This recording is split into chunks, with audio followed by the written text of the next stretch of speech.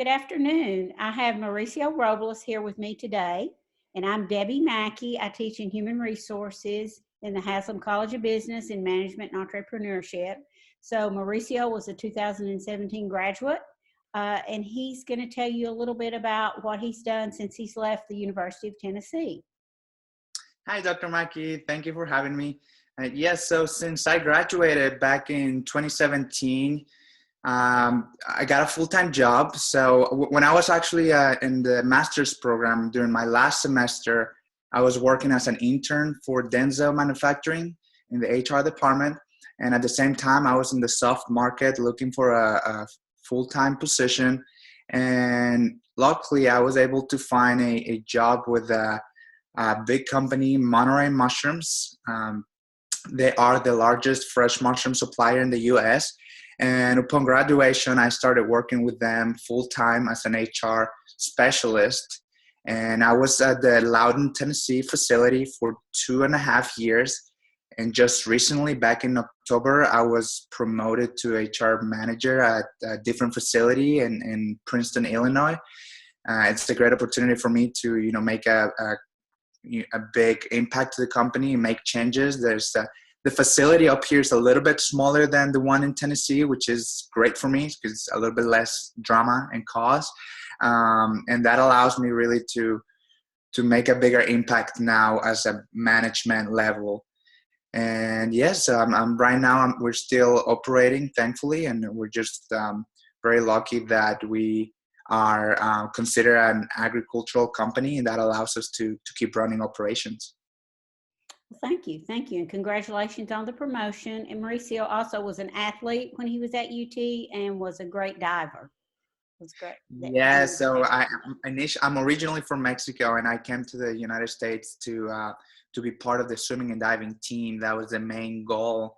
And during my time at the University of Tennessee as a student athlete, that's when I really developed a passion for HR. Really, I really enjoy helping others, and being part of a team allowed me to see how much I enjoy seeing others succeed as well, seeing teammates and co-workers reach their full potential. And that's really how I ended up in HR, because it really became a passion. And then I was lucky to have you as a professor in 2 different classes during my undergrad, and it was just a great opportunity for me. And it's been great right since then. Great. So your business hasn't been affected as much, I guess, since you're operating in the crisis? Correct. So we are an agricultural company. The facility where I'm at, we produce anywhere between 70 to 80,000 pounds of mushrooms per day.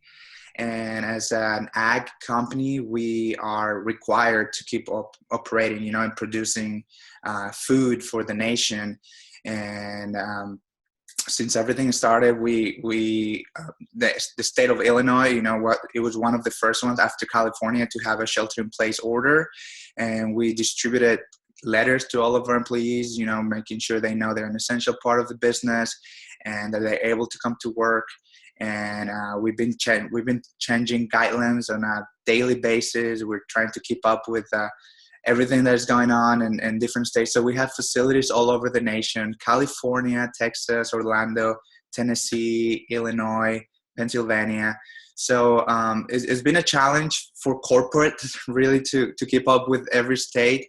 And then as a HR manager in my facility, we're also doing an effort to keep up with the local news and adapt to all the changes. But like I said, we're thankful that we're still operating. We're trying to do what we can on a daily basis to keep all employees safe and healthy, because that's the main priority. Without them, we cannot provide, the product that we proudly grow. Mm-hmm. And yes, we're trying to do everything we can. So one of the main things that we've done is open two more different break rooms right now to allow for more social distancing, as we know that's one of the main things during this time. But thankfully, we haven't had any issues at our facilities. We have about 400 employees, and everyone's doing great and everyone's in good spirit. So hopefully we can keep going that way. One of the main things also that we keep reminding employees is that if someone is having any kind of symptoms, visible symptoms, they don't feel good, they have a fever, they need to stay home. And we keep telling that to every employee every day. And we have sick time available for them. They're able to use their vacation time.